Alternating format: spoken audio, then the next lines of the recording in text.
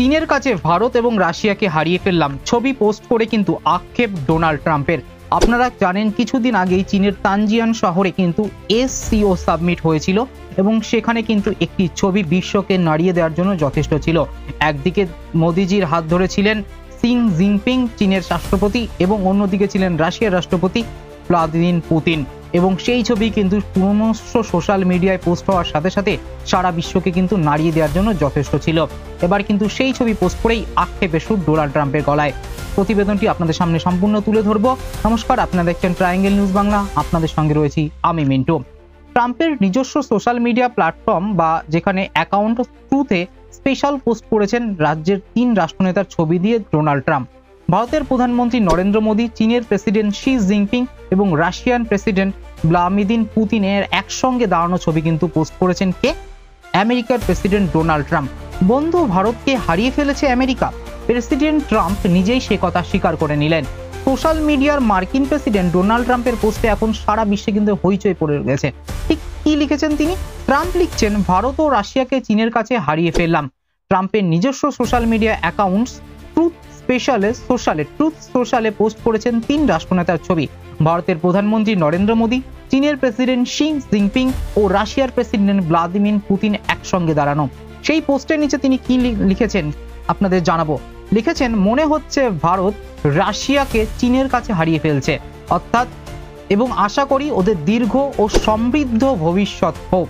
অর্থাৎ এই 3 জন ভারতের যে কূটনৈতিক চালে ডোনাল্ড ট্রাম্প পুরোপুরি বিধ্বস্ত, সেটা কিন্তু এবার কিন্তু সামনে আসতে শুরু করেছে। আপনারা জানেন রাশিয়া থেকে তেল কেনার জন্য ভারতের উপরে শুল্ক চাপানো হয়েছিল 25% থেকে বাড়িয়ে 50% আমেরিকা করে দিয়েছিল, যা বিশ্বের মধ্যে প্রায় সর্বোচ্চ হার। ট্রাম্পের দাবি ছিল ভারত সর্বোচ্চ শুল্ক নেয়, তার কারণে আমেরিকা ভারতে বিশেষ ব্যবসা করতে পারে না। ভারত সেই হুমকির সামনে মাথা নত করেননি আপনারা জানেন, বরঞ্চ ডোনাল্ড ট্রাম্প 4 বার ফোন করলেও আমাদের নরেন্দ্র মোদী কিন্তু কোনো রকম কোনো রেসপন্স করেননি। এখন রাশিয়ার কাছ থেকে কিন্তু ক্রুড তেল কিনছেন ভারতের আমাদের দেশ। আমেরিকার যখন ভারতের উপর শুল্ক চাপিয়ে ভয় দেখানোর চেষ্টা করছে, সেখানেই ভারতের পাশে দাঁড়িয়েছে কিন্তু চীন এবং রাশিয়া। সম্প্রতি চীনের তিনজিয়ান সাংহাই কোঅপারেশন অর্গানাইজেশনের সাবমিটে যোগ দিতে গিয়েছিলেন প্রধানমন্ত্রী নরেন্দ্র মোদী, রাশিয়ার প্রেসিডেন্ট পুতিন এবং চীনা প্রেসিডেন্ট শি জিনপিং সঙ্গে তারা বৈঠক করেন। আপনারা জানেন আমি সে একটি প্রতিবেদন করেছিলাম, সেখানে পুতিনের সাথে আলাদা বৈঠক হয়েছে। চীনের যে রাষ্ট্রপতি আছেন, চীনা রাষ্ট্রপতি শি জিনপিং, তার সঙ্গে কিন্তু ভারতের প্রধানমন্ত্রী আলাদা বৈঠক করেছেন এবং তাদের 3 জনের মিলেও কিন্তু একটি দ্বিপাক্ষিক বৈঠক হয়েছে। 3 রাষ্ট্রনেতার এই সাক্ষাৎ ও আলোচনা নিয়ে কিন্তু গোটা বিশ্বের চর্চা যে আমেরিকাকে একঘরে করতে ভারত, চীন, রাশিয়া মিলে ত্রিশক্তি তৈরি করেছে, এটা কিন্তু বলাই বাহুল্য, এবং এর ফলে কিন্তু আমেরিকার এখন যে পিছু হচ্ছে সেটা কিন্তু দেখতে পাওয়া যাচ্ছে। এদিকে সাম্প্রতিক মার্কিন প্রেসিডেন্টের সচিব পিটার ন্যাভেরো ভারত আমেরিকার সম্পর্ক নিয়ে মন্তব্য করেছিলেন, বলেছিলেন রাশিয়া নয়, ভারতের দরকার আমেরিকাকে। আবার ইউক্রেনের যুদ্ধকে মোদির যুদ্ধ বলেও দাবি করেছিলেন তিনি। আজ 5ই সেপ্টেম্বর ন্যাভেরোর সেই মন্তব্যের প্রতিক্রিয়ায় বিদেশ মন্ত্রকের মুখপাত্র রণধীর জয়সওয়াল বলেন, ভারতের মুখপাত্র, মিস্টার ন্যাভেরিওর করা মন্তব্য আমরা দেখেছি এবং তা খারিজ করছি। আমরা এই বিষয় নিয়ে কথা বলেছি। ভারত ও আমেরিকার মধ্যে সম্পর্ক আমাদের কাছে খুব গুরুত্বপূর্ণ।